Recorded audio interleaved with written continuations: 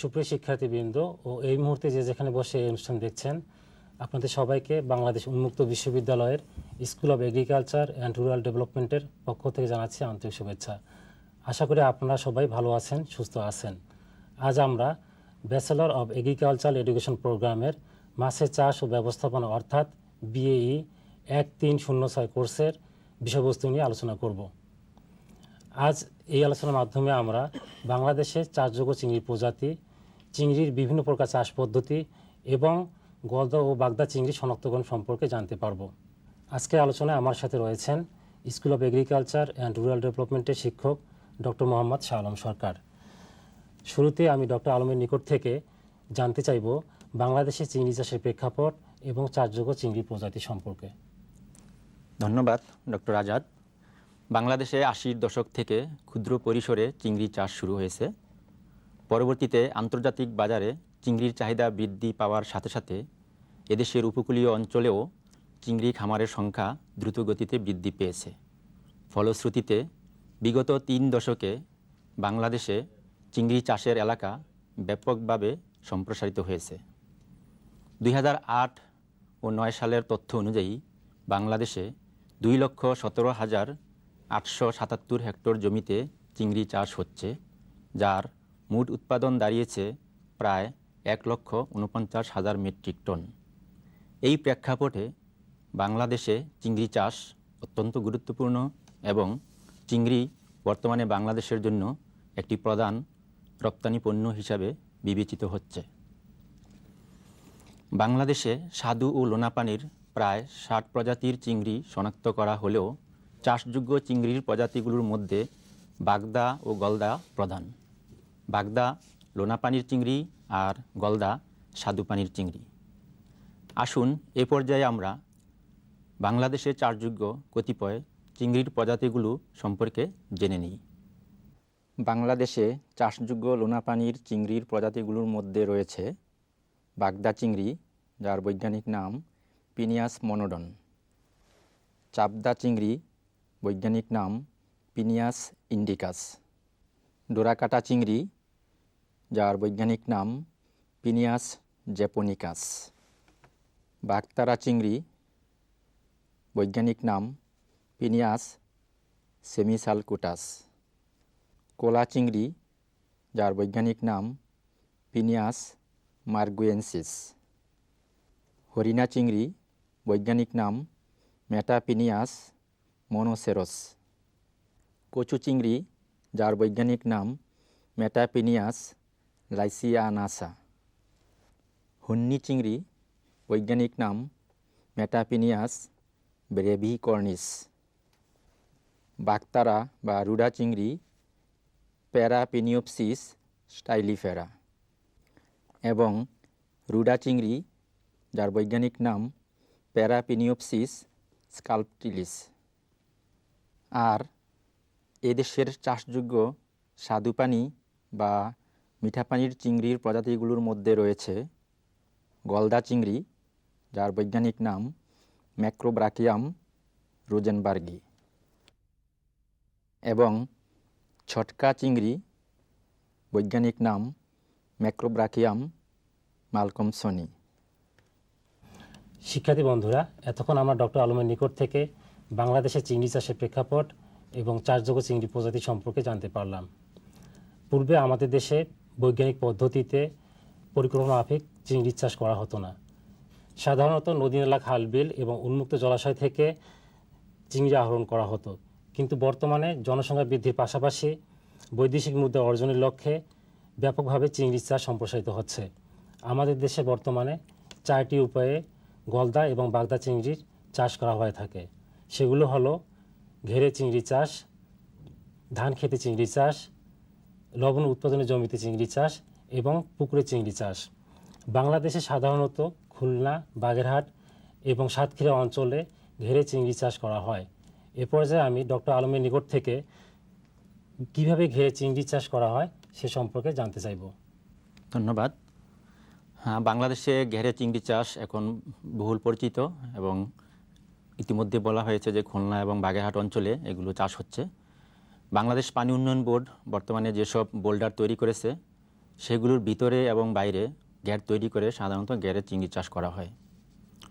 সাধারণত বিশাল এলাকা নিয়ে উঁচু বাঁধ দিয়ে ঘের তৈরি করা হয়, অর্থাৎ নির্দিষ্ট পরিমাণ জমির চতুর্দিকে উঁচু বাঁধ তৈরি করে ঘের তৈরি করা হয়।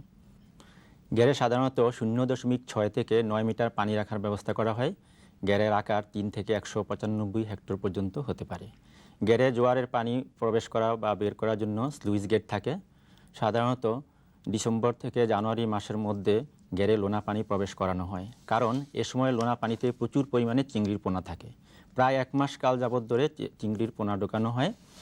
আর কখনো কখনো বর্তমানে চাষিরা চিংড়ির পোনা ঘেরের লোনা পানির মাধ্যমে প্রবেশ না করে বাইরে থেকে ক্রয় করে প্রতি হেক্টরে 22,500 থেকে 25,000টি পোনা ছেড়ে থাকেন। পাশাপাশি সম্পূরক খাদ্য বা সুষম খাদ্য প্রয়োগ করে থাকেন। সম্পূরক খাদ্য বা সুষম খাদ্য প্রয়োগের ফলে উৎপাদন দাঁড়ায় প্রতি হেক্টরে 300 থেকে 500 কেজি।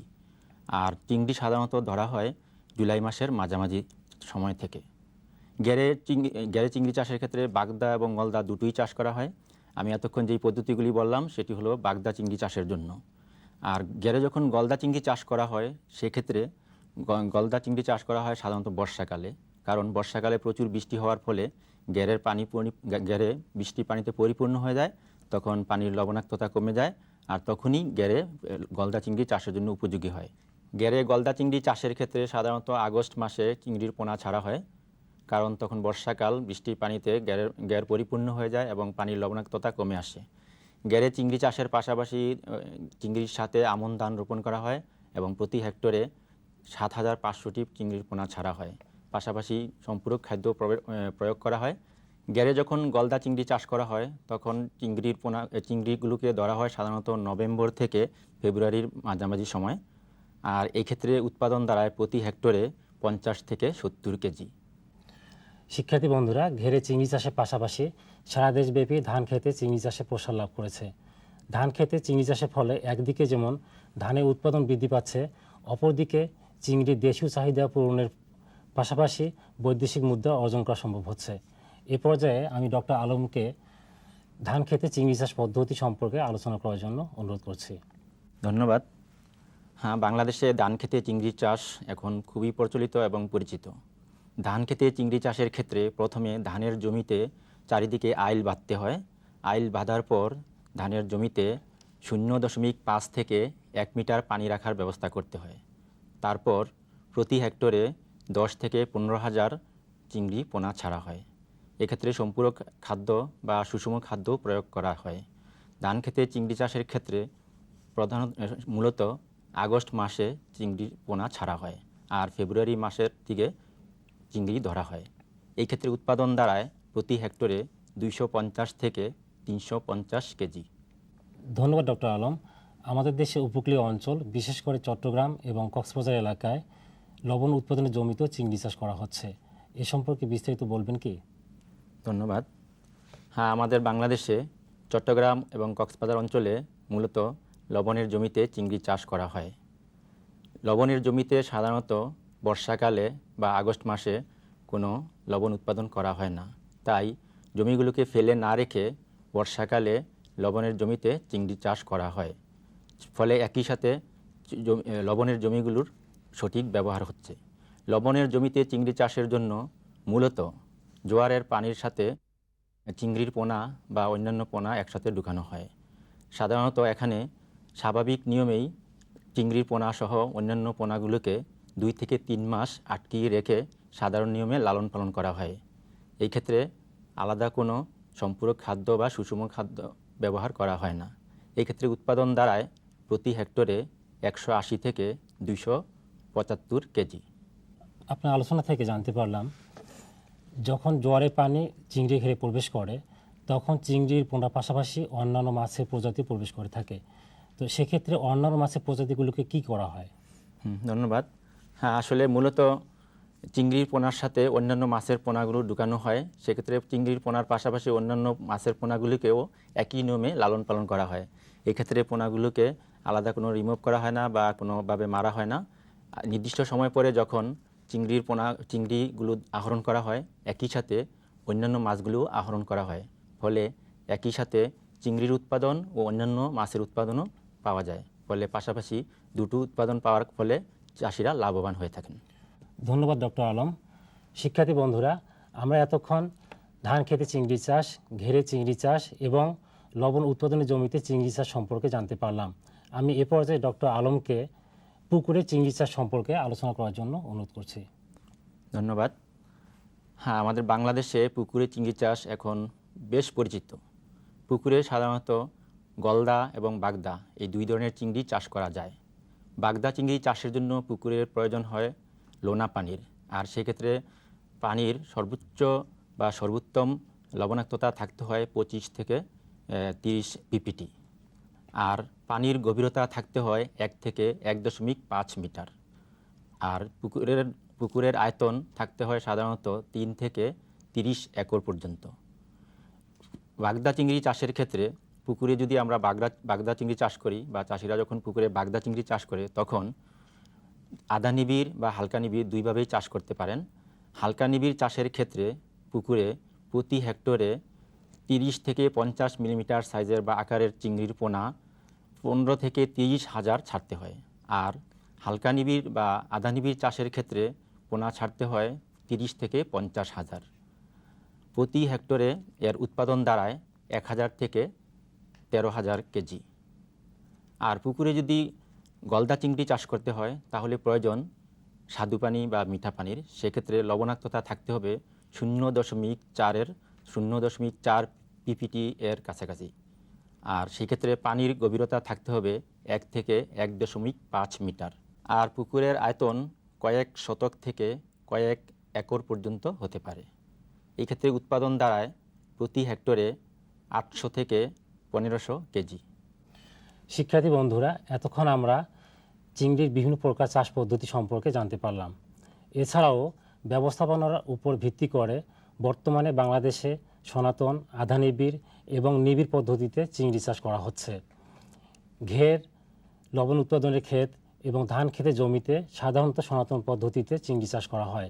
এই পদ্ধতিতে অনুমান ভিত্তিক চিংড়ি পোনা ছাড়া হয় এবং পুকুরে কোনো ধরনের সম্পূরক খাদ্য প্রয়োগ করা হয় না। অর্থাৎ চিংড়ি উৎপাদন সম্পূর্ণরূপে প্রাকৃতিক খাদ্যের উপর নির্ভরশীল।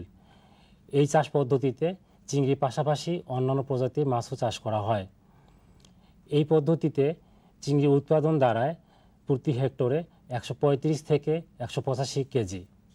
অন্যদিকে আধা নিবিড় পদ্ধতিতে চিংড়ি চাষের ক্ষেত্রে জলাশয়ের আয়তনের উপর ভিত্তি করে পুকুরে চিংড়ি পোনা ছাড়া হয়। এই পদ্ধতিতে সম্পূরক খাদ্য প্রয়োগ করা হয়। এই পদ্ধতিতে চিংড়ির মজুদ ঘনত্ব হচ্ছে 30,000 থেকে 50,000 পার হেক্টর। এই চাষ পদ্ধতিতে পুকুরের পানি পরিবর্তনের ব্যবস্থা থাকে। এই পদ্ধতিতে চিংড়ি উৎপাদন দাঁড়ায় 1 থেকে 4 মেট্রিক টন পার হেক্টর। নিবিড় চাষ পদ্ধতির বেলায় পুকুরের আয়তন সাধারণত ছোট হয়ে থাকে।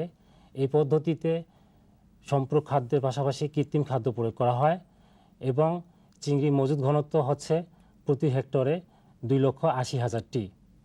এই পদ্ধতিতে পানি পরিবর্তনের ব্যবস্থা থাকে এবং পুকুরে পানিতে অক্সিজেন সরবরাহের জন্য বাতাসের পাম্প ব্যবহার করা হয়। নিবিড় পদ্ধতিতে চিংড়ি চাষের ফলে প্রতি হেক্টরে 10 মেট্রিক টন বা তারও বেশি উৎপাদন পাওয়া যায়। শিক্ষার্থী বন্ধুরা, এতক্ষণ আমরা চিংড়ির বিভিন্ন প্রকার চাষ পদ্ধতি সম্পর্কে জানতে পারলাম। এ পর্যায়ে আমি ডক্টর আলমের কাছে জানতে চাইব গলদা ও বাগদা চিংড়ি কিভাবে শনাক্ত করা হয়। ধন্যবাদ। আমরা বাজারে বা হাটে যেসব বড় আকারের চিংড়ি দেখতে পাই সেগুলো মূলত বাগদা অথবা গলদা চিংড়ি। আসুন এ পর্যায়ে আমরা গলদা এবং বাগদা চিংড়ির শনাক্তকারী বৈশিষ্ট্যগুলো সম্পর্কে জেনে নেই। গলদা চিংড়ি বা ম্যাক্রোব্রাকিয়াম রোজেনবার্গি এর শনাক্তকারী বৈশিষ্ট্যগুলো হলো পুরুষ চিংড়ি স্ত্রী চিংড়ির তুলনায় আকারে অনেক বড় হয় এবং পুরুষের সর্ববৃহৎ আকার হয় প্রায় 320 মিলিমিটার আর স্ত্রীর আকার হয় 250 মিলিমিটার। গায়ের রং হালকা নীল বা হালকা সবুজ, উদর ও খোলসের সংযোগস্থলে নীল বন্ধনী থাকে। দ্বিতীয় চলনপদ আকারে বড় ও চিমটাযুক্ত। রস্ট্রাম বা করাতের উপরিভাগে 11 থেকে 14টি দাঁত থাকে। নিচের অংশে থাকে 8 থেকে 14টি। করাতের মাথা ধনুকের মতো বেঁকে গিয়ে উপরে উঠে যায়। বাগদা চিংড়ি বা পিনিয়াস মনোডনের শনাক্তকারী বৈশিষ্ট্যগুলো হলো স্ত্রী চিংড়ি পুরুষের তুলনায় বড় হয় এবং সর্ববৃহৎ আকারের পুরুষ হয় 298 মিলিমিটার আর স্ত্রীর আকার হয় 336 মিলিমিটার। গায়ের রং হালকা সবুজ। বাঘের গায়ের ডোরার মতো কালচে রঙের ডোরা কাটা দাগ থাকে। উদর অঞ্চলের নিচের দিকে ও পায়ে হলদে ও লাল মিশানো দাগ থাকে। লেজে পাশের কাটা থাকে না। ইউরোপোডে নীল বর্ণের ডোরা কাটা দাগ থাকে। শিক্ষার্থী বন্ধুরা ও আপনারা যারা আমাদের এই অনুষ্ঠান দেখছেন, আমরা এতক্ষণ গলদা ও বাগদা চিংড়ির যেসব শনাক্তকারী বৈশিষ্ট্যগুলো জানতে পারলাম সেগুলোর মধ্য থেকে কয়েকটি প্রধান বৈশিষ্ট্য জেনেও কোনটি বাগদা আর কোনটি গলদা চিংড়ি তা শনাক্ত করা সম্ভব। আর সেই প্রধান বৈশিষ্ট্যগুলো হলো গলদা চিংড়ির করাত বা রস্টামের মাথা ধনুকের মতো বেঁকে গিয়ে উপরে উঠে যায়। পক্ষান্তরে বাগদা চিংড়ির করাত বা রস্টাম এই ধরনের কোনো বৈশিষ্ট্য পরিলক্ষিত হয় না, অর্থাৎ রস্টাম স্বাভাবিক প্রকৃতির। গলদা চিংড়ির দ্বিতীয় চলনপদ আকারে বড় ও চিমটাযুক্ত। অপরপক্ষে বাগদা চিংড়ির দ্বিতীয় চলনপদ অন্যান্য পদের ন্যায় স্বাভাবিক এবং গলদা চিংড়ির গায়ে কোনো ডোরাকাটা দাগ থাকে না। পক্ষান্তরে বাগদা চিংড়ির গায়ে বাঘের গায়ের মতো কালচে রঙের ডোরাকাটা দাগ থাকে, যার কারণে বাগদা চিংড়ির অপর একটি নাম হলো জায়ান্ট টাইগার শ্রিম। আমি আশা করব এই তিনটি প্রধান বৈশিষ্ট্য জানার মাধ্যমে আপনারা কোনটি বাগদা ও কোনটি গলদা চিংড়ি তা সহজে শনাক্ত করতে সক্ষম হবেন। ধন্যবাদ ডক্টর আলম, আমাদের আজকে আলোচনায় আপনার অংশগ্রহণ এবং মূল্যবান সময় দেওয়ার জন্য। শিক্ষার্থী বন্ধুরা, আমরা আজকে আলোচনার শেষ পর্যায়ে চলে এসেছি। আপনাদের কোনো প্রশ্ন বা জিজ্ঞাসা থাকলে আমাদের সাথে যোগাযোগ করতে পারেন অথবা সংশ্লিষ্ট কোর্স টিউটরকেও জিজ্ঞাসা করে জেনে নিতে পারেন। আমাদের সাথে যোগাযোগের ঠিকানা dean, school of agriculture and rural development, Bangladesh উন্মুক্ত বিশ্ববিদ্যালয়, গাজীপুর 1705। আজ তাহলে এই পর্যন্তই, আবার কথা হবে এই প্রত্যাশায়। সবাইকে ধন্যবাদ।